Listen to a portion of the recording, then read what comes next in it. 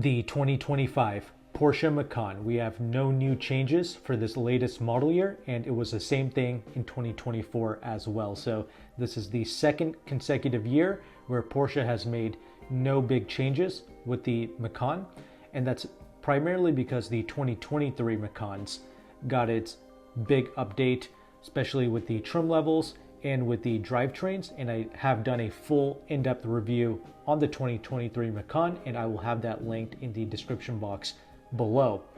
But stay tuned until the end of this video, where I'm going to be sharing with you how you can save 12% off the MSRP of a 2024 Macan. All right, so aside from no big updates, we do have a price increase compared to last year. So the 2025 base model 4-cylinder, it's going to start at $62,900. That's $2,000 more than last year. Same thing with the Macan T, which is like a more lightweight version of the 4-cylinder. It's going to start at $68,500. Once again, $2,000 more than last year. But the S and the GTS models, they start at $2,200 more than the 2024 counterparts, at $74,500 for the S and $89,000 starting price for the GTS, but make sure to add $1,995 for destination to each of the starting MSRPs that I just shared with you. And notice there is no turbo model at the top, and that's because this is one of the big changes that happened in 2023, where they updated the trim levels and the drivetrain. So the GTS is at the top, and it's basically got the drivetrain and the horsepower from the top tier turbo model of before. So it's got 434 horsepower. The S model effectively gets the GTS powertrain, so it's got 375 horsepower, and the regular Macan, they come with 261 horsepower. According to Car and Driver, with the Sport Chrono package, the S model, it can do 0 to 60 in 3.8 seconds.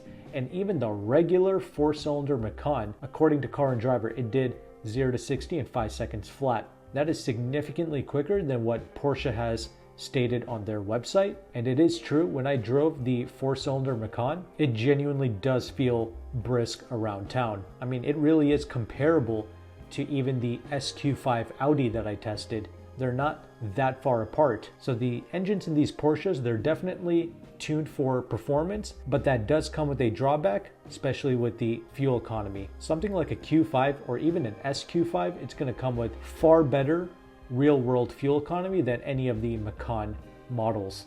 Even the 4-cylinder, according to the EPA estimates, it can do 19 city, 25 highway, and the S models with the twin-turbo 2.9 liter V6 engine, it's rated to get 17 city and 23 highway. And it's not like you can beat these EPA Porsche estimates. You're pretty much going to be getting what they have listed, as opposed to the Audi Q5 or the SQ5. You can significantly beat whatever their EPA estimates are. With the Q5, I was even getting like 30-ish mpg in the city. That's wild. But if you're a new Porsche buyer, I'm guessing you can easily eat that fuel economy cost. It's not going to be an issue for you. I just wanted to bring that up. The main issue with these Macans, it's going to be the lack of space, both in terms of rear legroom and with the trunk space. It's definitely a bit more constricted. And when I tested the 2023 Macan, I did have some Apple CarPlay glitches, but that's about it. Other than that, these vehicles, they do feel epic out on the road. Pretty much every Porsche, they are hyper capable. Every trim level, it's overkill for the streets. And the thing with Porsche is they feel almost too perfect. Like they're a robotic driving experience. It feels like you're just along for the ride. You don't even feel like you're driving the car. It just feels like the car is doing everything for you, and you're just bending corners at such wildly high speeds. And even your passengers are impressed, because you can genuinely be doing 90, 100 miles an hour, and you can tell your passengers and they're going to be like, what, we're going how fast? It just feels like you're sitting still. These vehicles are just so overly refined. They mask any sense of speed from you, whether it's in terms of cornering speeds or just out on the highway. You could say that these vehicles have no character, but the fact that they are so incredibly capable, that's what gives this car character. There's really nothing else that feels like or drives like a Porsche. Like that robotic quality, that's its character, essentially. Nothing else quite matches this scalpel ultra precise driving nature. The only other vehicle that can even match the capabilities of the Macan that I've personally noticed, it's going to be something like an Alfa Romeo Stelvio that's got pretty much almost equal levels of capability with a Macan, but it does it with a lot more character. But obviously not everybody wants to buy into the Stellantis brand, but I just wanted to bring that up. Of course, there's the BMW M products, but the biggest problem with most BMWs, especially with the pseudo M's and the full M's, is they just offer a back-shattering ride and a steering feel that is reminiscent of computer game simulation. Actually, there are some direct drive Fanatec steering setups that offer more steering feel than a real-life BMW M car. Like, I'm not even exaggerating. That's one of the problems with BMW that I've noticed. But Porsche, everything feels natural, everything feels good, but I guess another thing to bring up is going to be the price. So a well-equipped 4-cylinder Macan, it's going to be about 75 grand. An equally well-equipped S model with the 2.9 liter twin turbo V6, that's going to be about 10 grand more, $85,000. And a GTS, that's going to be close to 95 grand, even 100 grand, once again, depending on how you option it, if you go with the top of the line audio system, etc. But weirdly enough, you could argue that every trim level of the Macan makes sense to someone. Okay, like technically the 4-cylinder is all you need. It's absolutely brilliant, effortless around town, but just paying that additional 10 G's that can get you an ultra fast driving experience with the 375 horsepower motor, over 100 horsepower more than the 4-cylinder, and that's like over 100 Porsche horsepower, you know what I mean? It just hits different. And the GTS, once again, that's ultra overkill, but you are getting a top tier Porsche trim level at or even under 100K, and it can just serve as your ultimate daily. So again, every model is justifiable. I do think that the S is the sweet spot.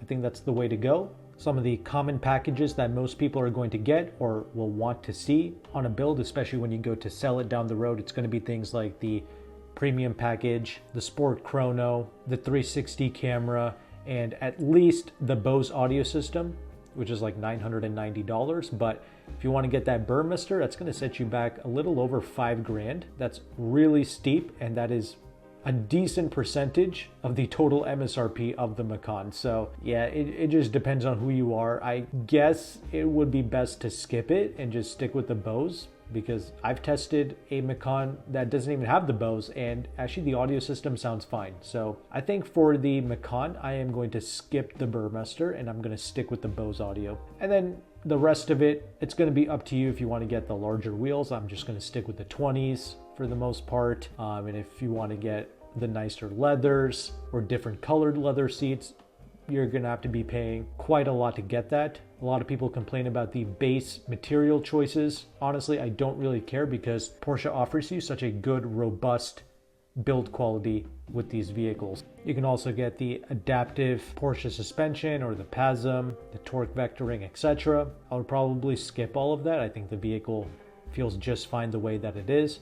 Something else to look into is the thermally and noise insulated glass for the front and the rear. It's like $930. If you have an opportunity to spec one out for yourself, I would get that upgraded glass, because why not? It just offers you even more crazy refinement, right? So just take this thing to the next level. You obviously don't need it, but I would get it. Why not? If I can spec one out to my liking. Obviously, if you're just going to choose one that's been sitting on the lot, that model will most likely not have the thermally and noise insulated glass. But anyway, the way you want to build these vehicles, that's going to be up to you.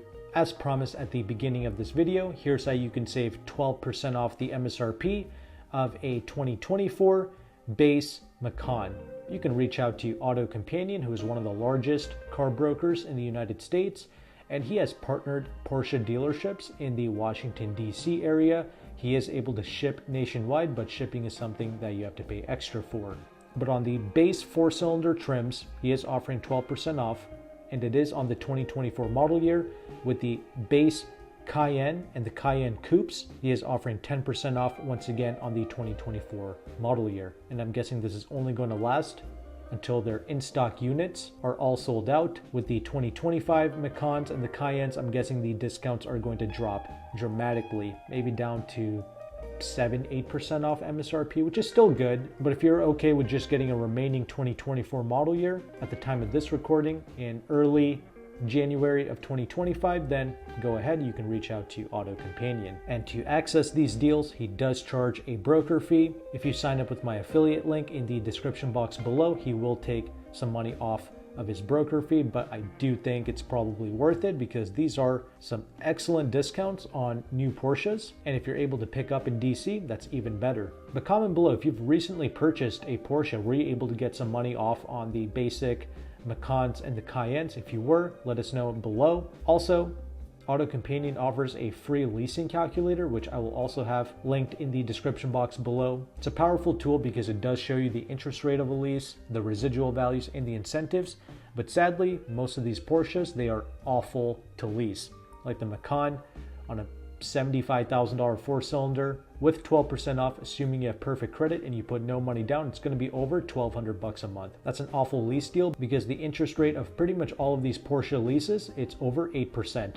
That's awful. You could maybe drop that interest rate down if you have some cash on you and you're able to do a one-pay lease, but overall, you're better off just financing this or even paying cash. And there's no incentives available for these Macans. That's something else to keep in mind. For sure, the Audi vehicles, like the Q5 and the SQ5, they are going to be a far superior value compared to the Macan. And AutoCompanion does represent other brands as well, like Audi, BMW, Mercedes, Lexus, etc.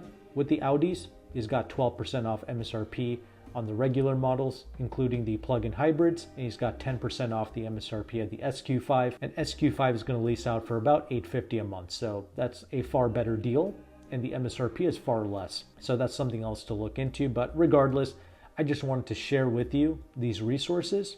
And if you appreciate this knowledge and this information, make sure to like and subscribe.